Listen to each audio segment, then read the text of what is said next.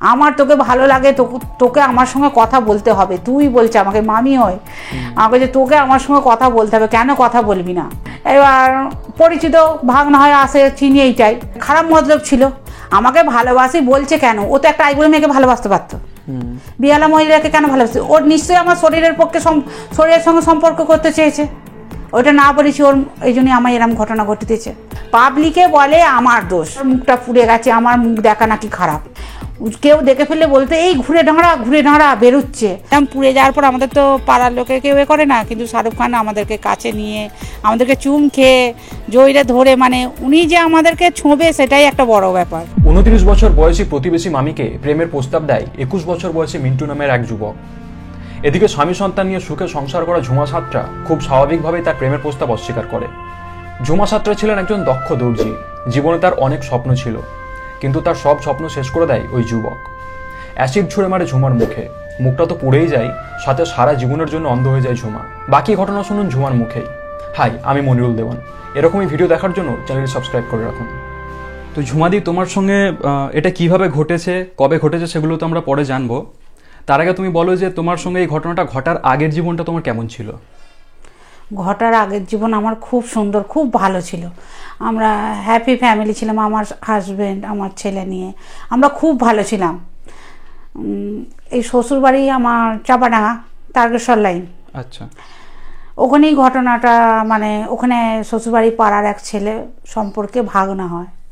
উনি আমাকে বলেছিল ভালোবাসি, আমার থেকে 9-10 বছরের ছোট, আমার থেকে ছোট বয়সে আমাকে ওরম বলার পর ওখানে আমি না করতে আমার হাজব্যান্ডকে যখন বললাম এরম বলেছে, ও আমার হাজব্যান্ড ওরা তো বাড়িতে গিয়ে বলল। এবার বলতে আমার মা তখন বলেছিল, মা যে একটা থানায় ডায়েরি করে রাখো। আমাকে চাকুনি একবার মারতেও গিয়েছিল শ্বশুর বাড়িতে, ওইসব বলে দিয়েছিলাম আমার হাজব্যান্ডকে, মারতে গিয়েছিল। তখন আমার মা বলেছিল একটা থানায় গিয়ে ডায়েরি করে রাখো। আমার পাশাপাশি বাস, আমার হাজব্যান্ড কাজে যায়, তখন আমি ছেলে নিয়ে একা থাকি, কোথাও কিছু করবে বলে আমি কিছু ভয়, আমার হাজব্যান্ড আর ওইসব থানা পুলিশ করে না, পার্টির লোককে বলে আর ওদের বাড়ির লোককে বলে হয়ে গেছিলো, থেমে গেছিলো। তারপরে আমার পিছনে লাগতো, একই পথ চলা, এরকম করে। এবার আমার হাজব্যান্ডে আমাদের একটু রাগারাগিও হয়ে গেল, এরকম হতে আমি তখন বললাম ওখানে থাকবো না, তাহলে বাপের বাড়ি চলে আসছি। আমি তখন থেকেই বাপের বাড়ি চলে এসেছিলাম। তোমার বিয়েটা কোন বছর হয়েছিল? আমার ছেলে হয়েছে 2001-এ, 2 বছর আগে বিয়ে হয়েছে। আচ্ছা, 99 সালে। 99 সালেই হবে, 2 বছর। তো বিয়ের কত বছর পরে এই ঘটনাটা ঘটেছে? বিয়ের 15-16 বছর পর এই ঘটনা ঘটেছে। মানে 2014 সালে? হ্যাঁ, 2014 হয়েছে, ডিসেম্বরের 6 তারিখ। ওই দিনের ঘটনাটা একটু বলো। আমি টেলার্সের কাজ করতাম, বাবার বাড়ি এসে থাকতাম। বাবার বাড়ির পিছনে জায়গা ছিল, একটা টেলার্সের দোকান করেছিলাম। আমি কাটিং করে মাল কিনে এনে আমি নিজে মাল তৈরি করতাম। এবার সেই সময় আমি কাজ করছি, আমার ছেলে আর একটা পাশে বাড়ির ছেলে, তখন ছেলেটা দুজনে খেলা করতো, ঢুকতো রাস্তা রোডের গায়েই তো। এবার একটা পায়ের আওয়াজ হয়, আমি তখন বলছি বাবু বদমাইশি করছিস। ওর বন্ধুটার নামও আকাশ। আমি বলছি আকাশ কী রে, সারাদিনিস কেন? একটা পায়ের আওয়াজ পেয়েছি বলে আমি ওরম বলছি। আর এক পাল্লা গেটতে আমি সাইড থেকে মাল তুলছি, আর যাই মুখটা বার করেছি, একটা টিফিন ব্যাগ ছিল হাতে। ব্যাগেতে খালি হাতটা এরম গলালো, মানে রেডি করে এসেছিলো। টিফিন বাটি খুলে টুলে একটা টিফিন বাটি, এরম বড় গোল টিফিন বাটি দেখেছি, খোলা ছিল, মানে হাত গলানোর সাথে আমার মুখে ছুঁড়ে মারে। আমি মুখটা যাই বার করেছি, সঙ্গে সঙ্গে সেই মুহূর্তে আমি আর কিছু দেখতে পাইনি। তারপরে আমাকে টেনে, গেটের কাছে ছিলাম তো, আমাকে হাতটা ধরে টেনে ভিতর দিকে নিয়ে যেতে চেয়েছিল। আমি হাতটা ঝিনকে দিয়ে, সঙ্গে সঙ্গে কিছু দেখতে পাইনি, কিন্তু আমি হাতটা ঝিনকে দিয়েছি, দিয়ে আমি রোডেতে লাফিয়ে পড়ে যাই। রোডের গায়ে বলে রাস্তায় পড়ে গেছিলো, আমি জীবনে বেঁচে গেছি। হয়তো আমাকে টেনে নিয়ে যেতে চেয়েছিলো, হয়তো মেরে ফেলার চেষ্টা ছিল আরও। রাস্তায় পড়ে গেছি, তখন তো বাড়ির সামনে রাস্তা, কল, লোক যাচ্ছে সবসময়, আর সব লোক পড়ে গিয়েছিল। আর যখন দিয়েছে নাকি একটা বিচ্ছিরি ধরনের, আমি চিৎকার করেছি। আমার ছোট কাকু আরও সবাই ছুটে এসেছে কেন, আমি মোটরে কাজ করি তো, ভেবেছে ইলেকট্রিকের শর্ট মেরেছে, এত জোর চিৎকার করেছি। আচ্ছা। সেই শব্দে সবাই চলে এসেছে। তারপরে আমি রোডের ধারে পড়ে গেছি, সব লোক জড়ো হয়ে গেছে, কিন্তু আমাকে নিয়ে যাওয়ার মতন কেউ নেই। এবার তখন আমার সেই মুহূর্তে আমার ছোট কাকাই আমাকে বলছে যে তোর এরম অবস্থা কে করলো? আমি খালি বলেছি ভেতরে ঢুকে দেখ। আমি যেখানটা কাজ করতাম টেলার্সের, আমি বললাম দেখ, হাতটা এরম নেড়ে বলছি তোরা ভেতরে গিয়ে দেখ, দেখছি কিনা মেশিনের ভিতরে সব অনেক কাজ, আমার অনেক কাজ আছে তো আমার, সে কাজের ভিতরে লুককে বসে রয়েছে। এবার আমাকে তো সেই মুহূর্তে কেউ নিয়ে যাওয়ার থাকে না। আমার ছেলে পড়াশোনা করতো, হকি খেলতো, হকি স্যার সেও দাঁড়িয়ে পড়েছে দেখে। হকি স্যার আমার ছেলে পাড়ার একটা বোনপো সে নিয়ে যায়, আমাকে টোটো ভাড়া করে নিয়ে গেছে। আমাদের রিজডা স্টেশনের আগে সেবা সদন আছে, সেবা সদন নিয়ে গেলে বললো এখানে হবে না, আমাকে সঙ্গে সঙ্গে শ্রীরামপুর ওয়ার্লস পাঠিয়ে দিল। শ্রীরামপুর ওয়ার্লসে স্যালাইনের জল ফল দিয়ে মুখটা আপাতত ধুয়ে দিয়েছিল। তখন এবার ওখানে সবাই খবর পেয়ে আমার শ্রীরামপুর চলে যায়, দাদা মা বাবা সবাই চলে গেছে, গিয়ে দেখছে আমার এরম অবস্থা, আমি কিছু দেখতে পাইনি। তখন এবার মা ডাক্তার বলছে তোমরা কলকাতা মেডিকেল নিয়ে চলে যাও, ডাক্তার ওখান থেকে ট্রান্সফার লিখে দিল। এবার সবাই তো গেছে, কেউ তো আর টাকা পয়সা সঙ্গে নিয়ে যায়নি, একটা ওখানে গাড়ি ভাড়া করতে হবে, তবে তো আমাকে নিয়ে যাবে। তখন আরও সবাই গেলো, কিছু টাকা ছিল ছোটদার কাছে, কিছু টাকা ছিল, সবাই মিলে দিয়ে আমার মা আমার বড়দা আমাকে নিয়ে চলে গেল কলকাতা মেডিকেল নিয়ে গেল। ওখানে ডাক্তার আমার চোখগুলো তো পুরো জুড়ে গেছিলো, দাঁড়িয়ে গেছিলো, চোখ ফোক কিচ্ছু নড়েনি। তখন ডাক্তারের সিরিঞ্জি করে ওয়াশ করে করে জল দিয়ে আমার চোখটা তখন আস্তে আস্তে নড়লো। সঙ্গে সঙ্গে ডাক্তার বেডে দিল, দিয়ে স্যালাইন দিয়ে ইঞ্জেকশান হচ্ছে। রাত্রিবেলায় লিখে দিয়েছে 7,000 টাকা শুধু চোখের আই ড্রপ আর ইঞ্জেকশান। আচ্ছা, ওই তোমার ওই ভাগনাটার নামটা কি?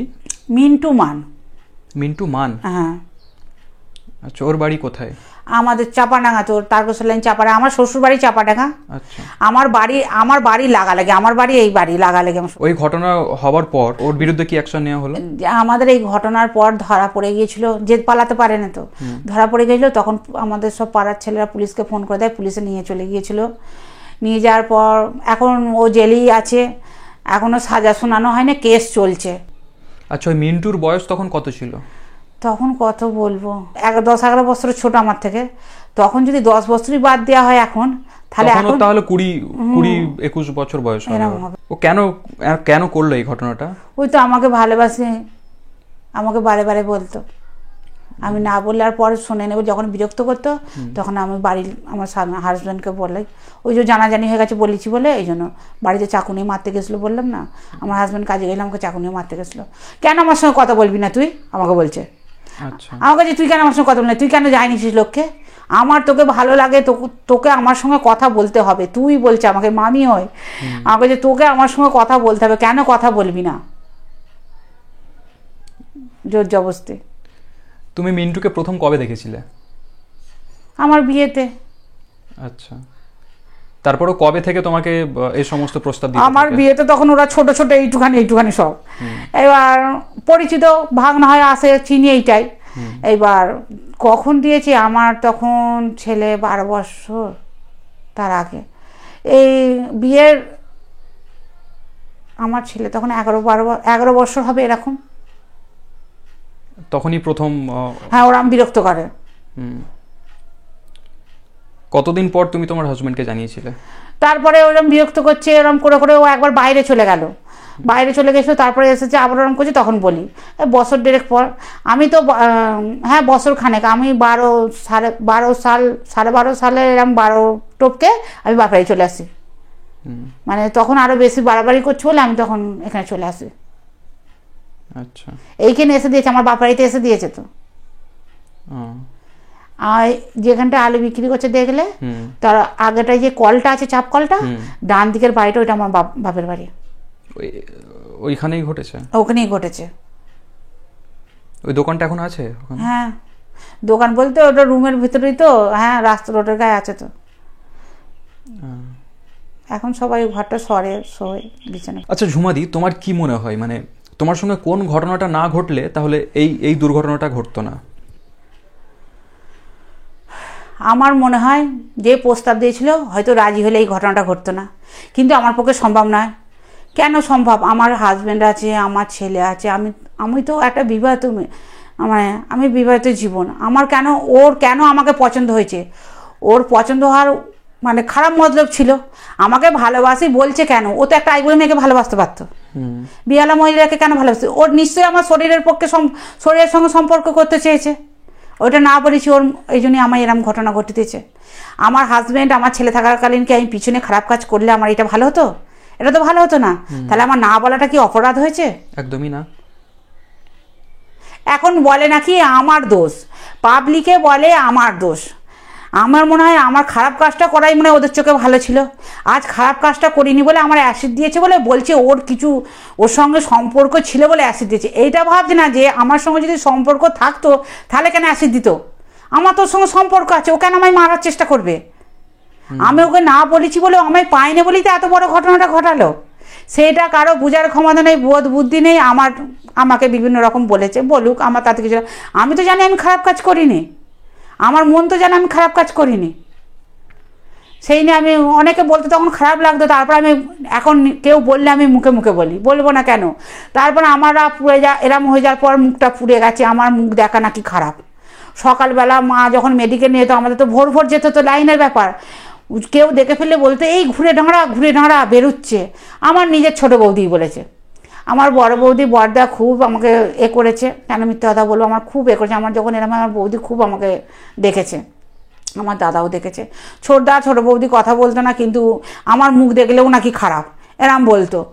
আমার খুব খারাপ লাগতো তখন, যে আমার মুখ দেখলেও খারাপ, আমার মুখটা নয় পুড়েই গেছে, আমি তো এখনও বেঁচে আছি। তাহলে তোদেরই তো বোন আমি, তাহলে আমার খারাপ কাজটা করে তোদের কাছে ভালো ছিল?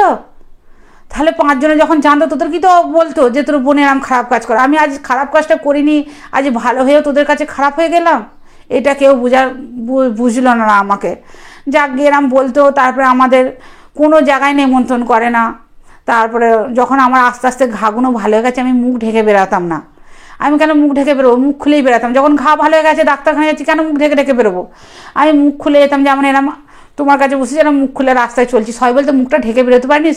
আমি বলছি কেন? যখন তোমাদের দেখতে ইচ্ছা করবে না, মুখটা ঘুরিয়ে যাবে, আমি কেন মুখ ঢেকে বেরোবো?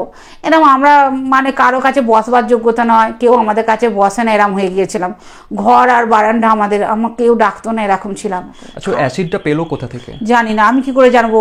আমার কাছে প্রশ্ন, আমি একটা প্রশ্ন করতে চাই। আমি এটাও আমাকে কোর্টে যখন করছে, আমি এটাও বলতে চেয়েছিলাম যে অ্যাসিড তো দিয়ে অন্যায় করেইছে, কিন্তু অ্যাসিডটা যেখান থেকে পেয়েছে সে বেশি অন্যায় করেছিল হাতে অ্যাসিডটা দিয়ে। কিন্তু ওকে তো মারলেও বলতে বাধ্য অ্যাসিডটা কোথা পেয়েছে। ওকে মেরে জিজ্ঞাসা করুক অ্যাসিড ও কোথা থেকে জোগাড় করেছে। ও কাজ করতো কি? ও সোনার কাজ করতো। ও তাহলে তো সহজে ও পেয়ে যাবে। কিন্তু ও তো বেকার ছিল, তখন তার কাজ করতো না। আচ্ছা, যেটা শোনা কথা আমার, ওখানে বলা ঠিক হবে কি তাও জানি না, একবার নাকি কাদেরকে সব মার্ডার করতে গিয়েছিল, তখন আমার সঙ্গে এরম হয়নি। আচ্ছা, ওই মিন্টু একটা ছেলেকে, ওর না একটু মানে চোর ডাকাত টাইপের, একটু একজন কাকে মার্ডার করতে গিয়েছিল, সেখানেও কাদের পেটে কার ছুরি ঢুকতে দিয়েছিল, কি হয়েছিল, হওয়ার কারণে কিছুদিন বাইরে চলে গিয়েছিল। কিছুদিন কি ভালোই বাইরে চলে গিয়েছিল, ওই তখনই বাইরে চলে যায়। আচ্ছা, তখন তারপরে এসে তো আবার এরম। আচ্ছা, তোমার মুখে যেই মুহূর্তে অ্যাসিডটা ছোড়া হয়, তুমি কি তখন বুঝতে পেরেছিলে যে ওটা অ্যাসিডই ছোড়া হয়েছিল? আমি জানি না অ্যাসিড দিয়েছে। আমার সঙ্গে সঙ্গে ওই যে বলছি কে কাকারা এসে বলছে চিৎকার করেছি, আমি সঙ্গে সঙ্গে কিছু দেখতে পাইনি। আর আমার মুখ দিয়ে সব লাল পড়ছে, আর সকলে বলছে যে অ্যাসিড। তখন আমার কানে কথাটা যাচ্ছে অ্যাসিড দেয়। আমি কোনোদিন কারো শরীরে যে অ্যাসিড দেয় সেটা আমি কোনোদিন জানতাম না। আচ্ছা, আগে কোনোদিন আমি শুনিনি কাউকে অ্যাসিডও দেয়। মানে অ্যাসিড ছুঁড়ে যে মুখ না দেওয়া হয়, আমি এটা জানতাম না। এটা ওই প্রথম তুমি শুনলে? এই প্রথম শুনলাম, কি আমি জানলাম যে অ্যাসিড কাউকে দেয় মানুষকে, আমাকে দেওয়ার পরেই আমি জানলাম। ওই তারপর থেকেই তুমি চোখে আর কিছু দেখতে পাও না? তারপর থেকে আর চোখে কিছু দেখতে পাই না। এই চোখের জন্য অনেক চেষ্টা করছি, চোখের জন্য বহু টাকা খরচা করে ফেললাম। যেতে ডাক্তার যখন ওখানেই আমার চেংনাইতেই শঙ্করনীতলায় আমার এই চোখের পাতাটা তৈরি করেছে। আমার চোখের পাতা বলে কিছু থাকে না, এইগুলো যে আমার সব খসে পড়ে গেছিলো, এইগুলো চোখটা শুধু বেরিয়েছিল সাদা অংশটা। তখন ওখানে এখানে এত মাংস কেটে যে করতে পারেনি, ওখানে সামান্য আমার এই হাতে এইটুখানি মাংস নিয়েছে শঙ্করনীতলা, এখান থেকে এইটুখানি মাংস নিয়ে আমার এই দুটো চোখেরই পাতা একসঙ্গে করে দিয়েছে। এই যে চোখটা বন্ধ হচ্ছে খুলছে, এটা থাকতো না। আচ্ছা, কোন বিষয়টা তোমাকে সবচেয়ে বেশি আঘাত দিয়েছে? এই যে তোমার মুখটা পুড়ে যাওয়া, নাকি তোমার চোখে দেখতে না পাওয়া? আমার বেশি কষ্ট পুড়ে গেছি মুখটার জন্য নয়, আমার চোখে যদি দেখতে পেতাম, আমার এটা খুব আফসোস। আমি যদি একটু দেখতে পেতাম। আমি সেলাই মেশিনটা বিক্রি করে নিয়ে রেখে দিচ্ছি। আমাকে তো সবাই আশা দিচ্ছে দেখতে পাবো। আমি জানছি আমি আবার আগের মতন কাজ করব মেশিনে। আমি সেলাই মেশিনটাকেও রেখে দিয়েছি। আমার দেখতে পাওয়ার খুব আশা ছিল যে আমি একটু দেখতে পাবো। যে বাবা বলতো আমার সব চলে যাক, আমার জায়গা বাড়ি সব বেচে দেবো, তবু আমি চোখ যদি কিনতে পাওয়া যায়, আমি তো চোখ ভালো করে দেবো। আমি সেটাই ভাবতাম বারবার, যে আমার বাবা তো বলেছে চোখ যত টাকাই দাম নিয়ে কিনে তো আমি তাহলে দেখতে পাবো। টিভিতে দেখতাম আর চোখ ট্রান্সফার করছে, চোখে দেখতে পায়, মুখ সার্জারি করছে, মুখ ভালো হয়ে যাচ্ছে, আগের মতন হয়ে যাচ্ছে। আমি এটাই ভাবতাম যে সার্জারি করলে হয়তো ভালো হয়ে যাব, চোখ লাগালে আবার চোখ ভালো হয়ে যাব। যখন আমি চেঙ্গনায় চিকিৎসায় গেলাম চোখের জন্য, তখন আমাকে বোঝালো, যখন কাঁজি ডাক্তারবাবু আমাকে আদর করে বলছে ঝুমা টেনশন করে, আমরা তো চেষ্টা করছি, বলছে নার্ভ যদি খারাপ হয়ে যায় চোখের যে শিরা ভিতরের যদি খারাপ হয়ে যায় তাহলে কোনোদিন যতই চোখ লাগানোর চেষ্টা করি কোনোদিন চোখ হবে না। এই যে আমি কাউকে দেখতে পাই না, আমার মনে খুবই কষ্ট। আমার একটা পুচকুলো নাতি হয়েছে, তাকে দেখতে পাই না, কিন্তু সে ছোটোবেলা থেকে আমার কাছেই থাকে, কোলে নিচ্ছি, আদর করছি। বড় হলে ও জিজ্ঞেস করবে কি করে হলো। এরমভাবেই চলছে জীবন। আচ্ছা, তোমার তাহলে একটাই ছেলে? একটাই ছেলে। আচ্ছা, যারা এই ধরনের ঘটনাগুলো ঘটায় তাদের উদ্দেশ্য তুমি কি বলতে চাও? আমার মনে হয় যারা এই ঘটনা ঘটায় তাদেরকে এমন সাজা দেওয়া হবে, এমন শাস্তি দেবে যে এই ঘটনা মানে আবার দ্বিতীয়বার যে কোনো দিন ভাববে যে কাউকে অ্যাসিড দেবো, মানে সে একবার থেকে 100 বার ভাবতে তুই জানি অজ্ঞান হয়ে যায়। আমাদের তো মনে মনে ভয়, এই বুঝাই এলো ছাড়া পেলেই আমাদেরকে মারতে আসবে। আমি এটা জানি ছাড়া পেলেই মারতে আসবে। কেন এতদিন জেলে আছে? এই ভয়টাও তোমার মধ্যে কাজ করছে? আমার মধ্যে কাজ করছে তো বটে। কারো পায়ের শব্দ পেলে আমি দেখতে পাই না বলে আমি আগে বলি কে কে কে এলি, ভয়ে আমি জানি মনে এ চলে এলো নাকি। যখন এরকম ঘটনা ঘটে, আমি সন্ধ্যাবেলা বাথরুম গেছি, আমার দাদা আসছে, বাড়িতে আসছে, আমি ভেবেছি মনে আবার মারতে আসছে। আমি এমন দেখতে পাই না, দৌড়েছি, গাড়ি আছে, সাইকেল আছে, আমি যে পড়ে যাবো কি আমার কিছু হয়ে যাবে, কোথাও কিছু ফুঁকে যাবে ওইটা ভাবিনি। আমার দাদা তখন বলছে আমি রে, তখন আমি যে বলছি আমার দাদার কথাটা আমার কানে আসছে না। আমি যখন পরিমরি করে ছুটছি, আমার মা এসে আমার মাসি এসে আমাকে ধরেছে, মানে এত ভয় পাই। ছাড়া পেলেই মারতে আসবে, আমি এটা জানি, ছাড়া পেলেই মারতে আসবে। আচ্ছা ঝুমাদি, তোমার সঙ্গে যদি এই ঘটনাটা না ঘটতো তাহলে তোমার জীবনটা কিরকম হতে পারতো? আমার জীবনটা খুব ভালো হতো। আমি তো নিজে কাজ করতাম, আমার কাজটা আমার স্বপ্ন ছিল আমি এই কাজটাকে আরও বড় করব, আরও বড় বাড়াবো বিজনেসটা। আমি নিজে ইনকাম করে আমি যেন আমার মতন আমি হয়ে তৈরি করতে পারি আমি নিজেকে। আচ্ছা, তোমার বিয়েটা কি সম্বন্ধ করেই হয়েছিল? হ্যাঁ, আমার বিয়েটা সম্বন্ধ করে হয়েছিল। বিয়ে হয়েছিল আমার পিসির বাড়ি তারকেশ্বর। আর আমার হাজবেন্ডের। আচ্ছা, তোমার পড়াশোনা কত দূর? আমি পড়াশোনা করিনি, 5 ক্লাস 5 পর্যন্ত। আচ্ছা, বাবা কি করতেন? বাবা জয়শ্রী কারখানায় চাকরি করতো। আচ্ছা, তোমার কত বছর বয়সে বিয়ে হয়? আমার যখন 14 কমপ্লিট হয় না মনে। আচ্ছা, অনেক অল্প বয়সে বিয়ে। আমার অল্প বয়সেই বিয়ে দিতেছে। আমার তখন লম্বা চওড়া শরীর স্বাস্থ্য ছিল, পড়াশোনা করিনি বলে, আর সম্বন্ধে এসে বিয়ে দিতেছে। আগে নিজেরা খরচা করে সব চিকিৎসা করতেন। এখন শাহরুখ খানের মিন ফাউন্ডেশন, শাহরুখ খান উনি আমাদের সব চিকিৎসা করায়। কোটারি দিল্লি নিয়ে গেছিলো, ওখানেও করিয়েছিল। তারপরে এখন কোটারিতে চিকিৎসা করাচ্ছে, যত সার্জারি সব মিন ফাউন্ডেশন থেকে করাচ্ছে। আমারও ওখানে চিকিৎসা হচ্ছে। আমার হাত নিয়ে প্রবলেম ছিল, হাতের যন্ত্রণার জন্য, হাত বাড়িয়ে যায় হাতের জন্য, হাতের বহু টাকা চিকিৎসা হয়েছে, এখনও হচ্ছে। এখন সব মানে আমাদের যত চিকিৎসা শাহরুখ খানের মিন ফাউন্ডেশন থেকে আমাদের ইকবালপুর কোটারিতে হচ্ছে। মানে শাহরুখ খান যে ওরম ভালো মানুষ কেউ ভাবতেও পারবো না। আমরা এরম পুড়ে যাওয়ার পর আমাদের তো পাড়ার লোকে কেউ করে না, কিন্তু শাহরুখ খান আমাদেরকে কাছে নিয়ে আমাদেরকে চুম খেয়ে জয়ীরে ধরে, মানে উনি যে আমাদেরকে ছোঁবে সেটাই একটা বড় ব্যাপার। উনার কোনো নেই, সকলকেই উনি ভালো চোখেই দেখে। ঠিক আছে ঝুমাদি, অসংখ্য ধন্যবাদ সময় দেওয়ার জন্য। না ধন্যবাদের কি, তুমি তো এসো কত কষ্ট করে। এই ভিডিওটি যদি আপনাদের ভালো লেগে থাকে তাহলে আপনাদের অনুরোধ করব এই ভিডিওটাও দেখার জন্য, আর এরকমই ভিডিও দেখার জন্য আমার এই চ্যানেলটি সাবস্ক্রাইব করে রাখুন।